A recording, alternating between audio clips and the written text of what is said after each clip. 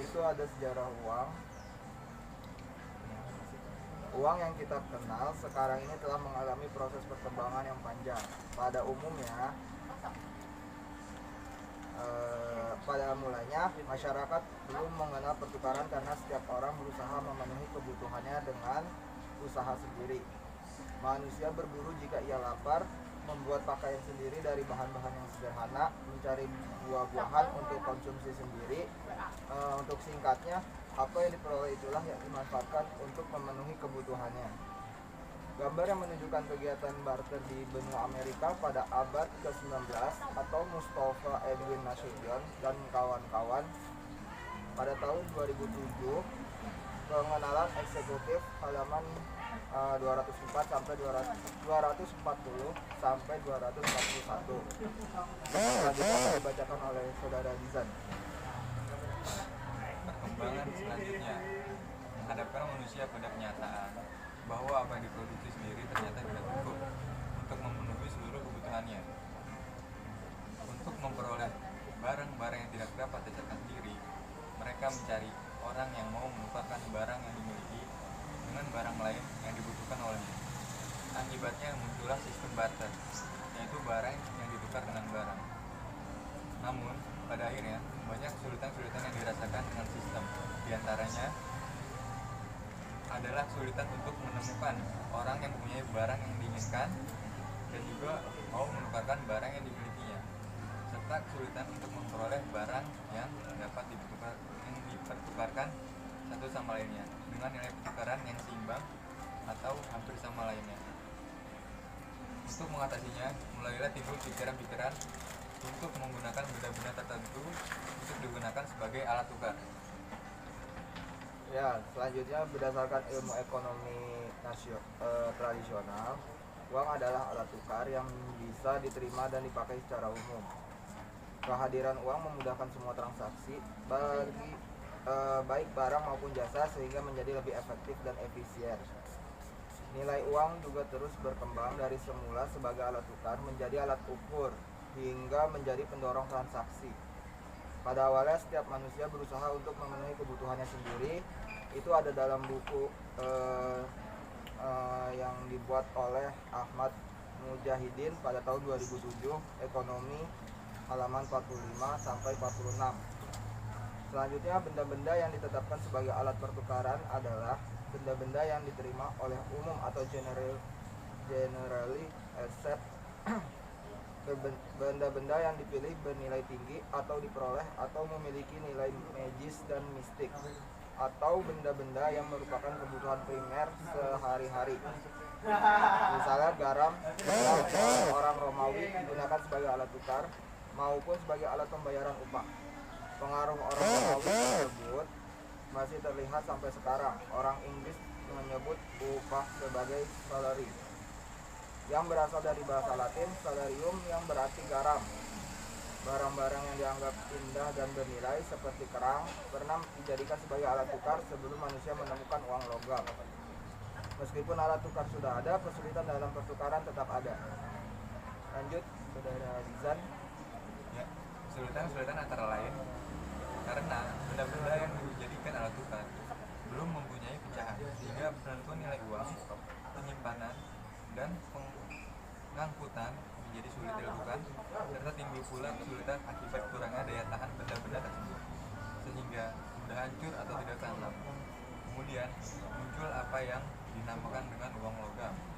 Logam dipilih sebagai alat tukar karena memiliki nilai yang tinggi, sehingga digemari umum, tahan lama, dan tidak mudah rusak. Mudah dipecah tanpa mengurangi nilai dan mudah dipindah-pindahkan. Logam yang dijadikan alat tukar karena memenuhi syarat-syarat adalah emas dan perak. Uang logam emas dan perak disebut sebagai uang penuh. Artinya nilai intrinsik, nilai bahan, uang sama dengan nilai nominalnya. Nilai yang tercantum pada mata uang. Pada saat itu setiap orang berhak menempah uang, menebut, menjual atau memakainya, dan mempunyai hak tidak terbatas dalam menyimpan uang logam. Sejalan dengan perkembangan perekonomian, timbul kesulitan ketika perkembangan tukar menukar yang harus dilayani dengan uang logam bertambah, sementara jumlah logam mulia emas dan perak sangat terbatas. Penggunaan uang logam sudah dilakukan untuk transaksi dalam jumlah besar sehingga ditetapkan uang kertas. Oke. Selanjutnya, mula-mula uang kertas yang beredar merupakan bukti-bukti pemilikan emas dan perak sebagai alat atau perantara untuk melakukan transaksi. Dengan kata lain, uang kertas yang beredar pada saat itu merupakan uang yang dijamin 100% dengan emas atau perak yang disimpan di pandai emas atau perak dan sewaktu-waktu dapat ditukarkan penuh dengan jaminannya. Pada perkembangan selanjutnya, masyarakat tidak lagi menggunakan emas atau secara langsung sebagai alat pertukaran. Sebagai gantinya, mereka menjadikan atau kertas bukti sebagai alat tukar. Secara garis besar, sejarah perkembangan uang yaitu yang pertama itu ada tahap sebelum barter. Pada tahap ini, masyarakat belum mengenal pertukaran karena setiap orang berusaha memenuhi kebutuhannya dengan usaha sendiri. Apa yang diperolehnya itulah yang dimanfaatkan untuk memenuhi kebutuhannya. Yang kedua itu tahap barter. Tahap selanjutnya menghadapkan manusia pada kenyataan bahwa apa yang diproduksi tidak cukup untuk memenuhi kebutuhannya. Yang ketiga tahap uang barang. Pada masa ini timbul benda-benda yang selalu dipakai dalam pertukaran. Kesulitan yang dialami oleh manusia dalam barter adalah kesulitan mempertemukan orang-orang yang saling membutuhkan dalam waktu bersamaan. Yang keempat ada tahap uang logam. Tahap selanjutnya adalah tahap uang logam. Alasan logam dipilih sebagai bahan uang yaitu yang pertama itu digemari umum. Yang kedua tahan lama dan tidak pernah rusak.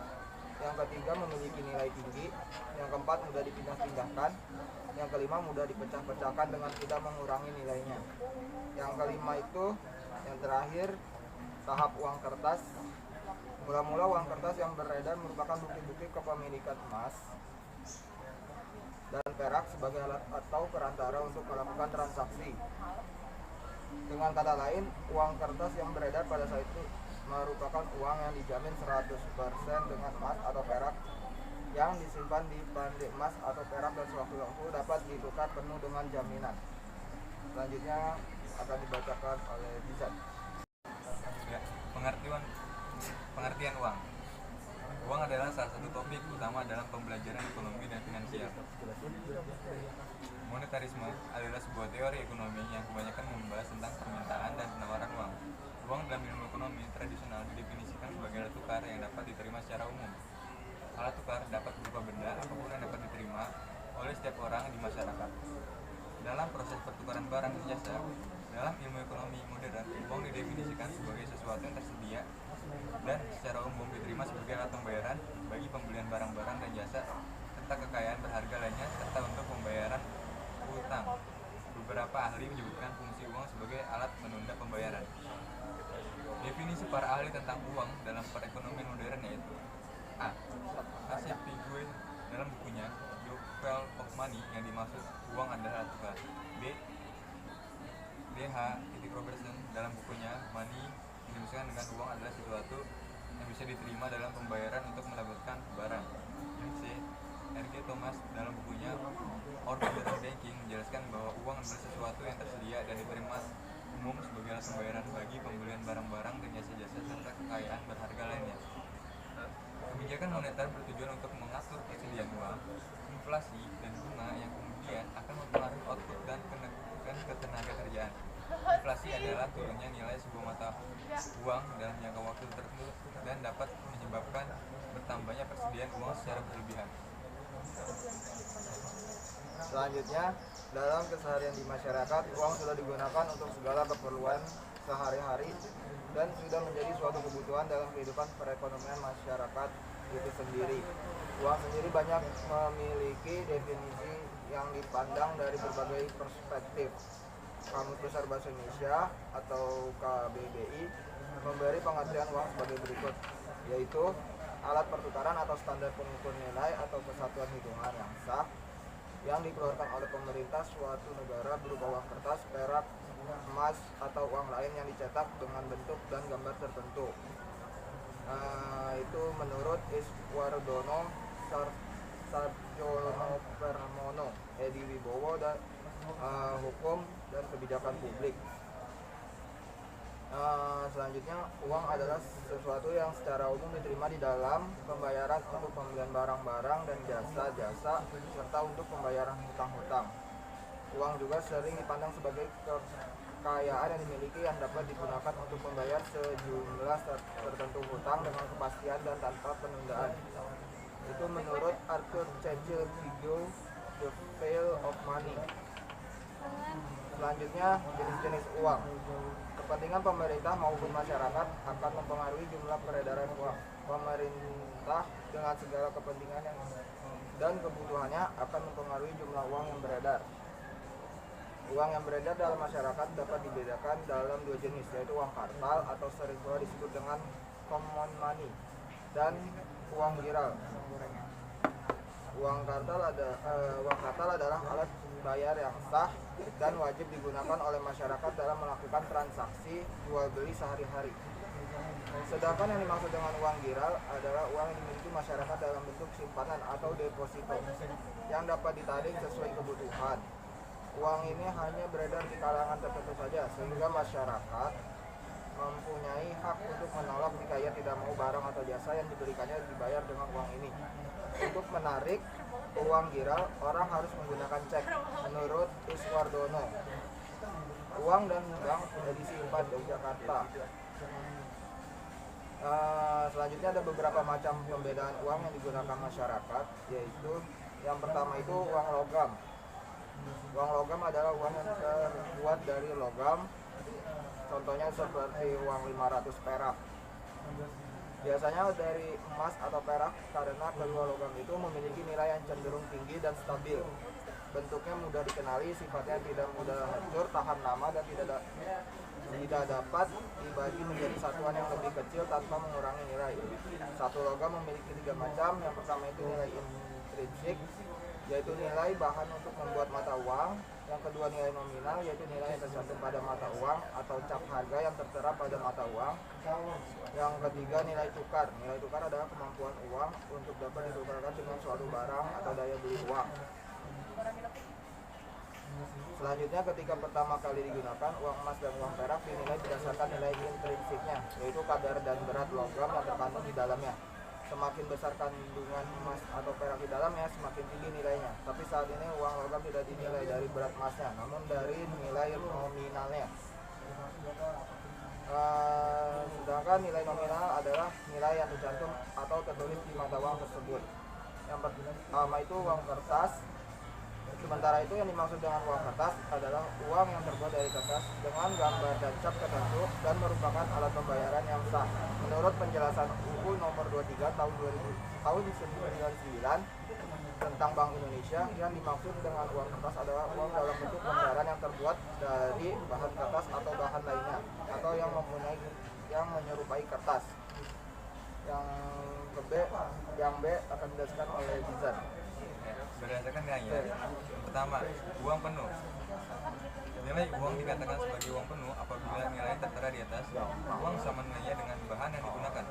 Dengan kata lain, nilai nominal yang tercantum sama dengan nilai intrinsik yang terkandung dalam uang. Yang kedua, uang tanda. Nilai uang sebagai uang tanda apabila nilai yang tertera uang lebih tinggi dari nilai bahan yang digunakan untuk membuat uang, atau dengan kata lain nominal lebih besar dari nilai intrinsik uang. Itu fungsi uang. Fungsi uang yang penting yaitu suatu benda yang dinamakan uang dipergunakan oleh masyarakat sebagai alat tukar menukar dalam pembayarannya. Oleh karena itu, uang dibedakan menurut fungsinya menjadi 2 bagian, yaitu A. Fungsi asli, yang pertama sebagai alat tukar. Dengan uang, orang akan melakukan pertukaran, tidak perlu menukarkan barang dengan barang, tetapi cukup menggunakan uang sebagai alat tukar. Yang kedua, sebagai satuan hitung. Uang dipakai untuk menunjukkan nilai berbagai macam barang dan jasa yang diperjualbelikan. Yang ketiga, sebagai penyimpanan nilai. Dapat digunakan untuk mengalihkan daya beli dari masa sekarang ke masa mendatang. Yang B, fungsi turunan. Yang pertama sebagai alat pembayaran, yang kedua sebagai alat penentuan harga, yang ketiga sebagai alat pembayaran hutang. Pertama, teori moneter. Yang A, teori kuantitas uang tradisional. Sebagai teori sisa tunai, kedua teori mempunyai persamaan pandangan tentang uang beredar dan tingkat harga. Perbedaannya hanyalah dalam cara memandang. Ciri-ciri pemegangan uang oleh masyarakat. Yang pertama, teori kuantitas uang. Teori kuantitas uang dikembangkan oleh Irving Fisher, seorang ahli ekonomi Amerika. Pada hakikatnya berpendapat bahwa perubahan uang beredar akan menimbulkan perubahan yang sama cepatnya terhadap harga-harga. Perubahan adalah arah yang bersamaan. Artinya, jika uang beredar bertambah sebanyak 5%, maka tingkat harga juga akan bertambah sebanyak 5%, atau sebaliknya. Apabila uang beredar berkurang sebanyak 5%, maka tingkat harga akan berkurang pada tingkat yang sama. Kedua, teori sisa tunai. Beberapa tahun sebelum Irving Fisher mengembangkan persamaan pertukaran, Alfred Marshall dari Cambridge University mengembangkan persamaan sisa tunai untuk menerangkan ciri-ciri perkalian di antara uang beredar dan tingkat harga. Analisis Marshall kemudian dikenal sebagai teori sisa tunai atau cash balance theory. Ya. Jadi baca kesimpulannya. Jadi untuk kesimpulannya, gua aja yang baca. Jadi kesimpulannya itu, uang dalam ilmu ekonomi tradisional didefinisikan sebagai setiap alat tukar yang dapat diterima secara umum. Alat tukar itu dapat berupa benda apapun yang dapat diterima oleh setiap orang di masyarakat dalam proses pertukaran barang dan jasa. Dalam ilmu ekonomi modern, uang didefinisikan sebagai sesuatu yang tersedia dan secara umum diterima sebagai alat pembayaran bagi pembelian barang-barang dan jasa serta kekayaan berharga lainnya serta untuk pembayaran utang. Dan beberapa ahli juga menyebutkan fungsi uang sebagai alat penunda pembayaran. Jadi menurut saya dan Mizan, sarannya itu dalam mengelola uang kita harus lebih efektif dan efisien sesuai dengan kehidupan kita. Dengan permintaan terhadap uang sedemikian meningkatnya, maka nilai uang itu naik. Sebaliknya, jika permintaan uang itu adalah sedikit, maka nilai itu akan merosot naik turunnya permintaan terhadap uang dari kecakapan pemutaran uang. Sekian dari presentasi kami berdua, kurang lebihnya mohon maaf. Wassalamualaikum warahmatullahi wabarakatuh.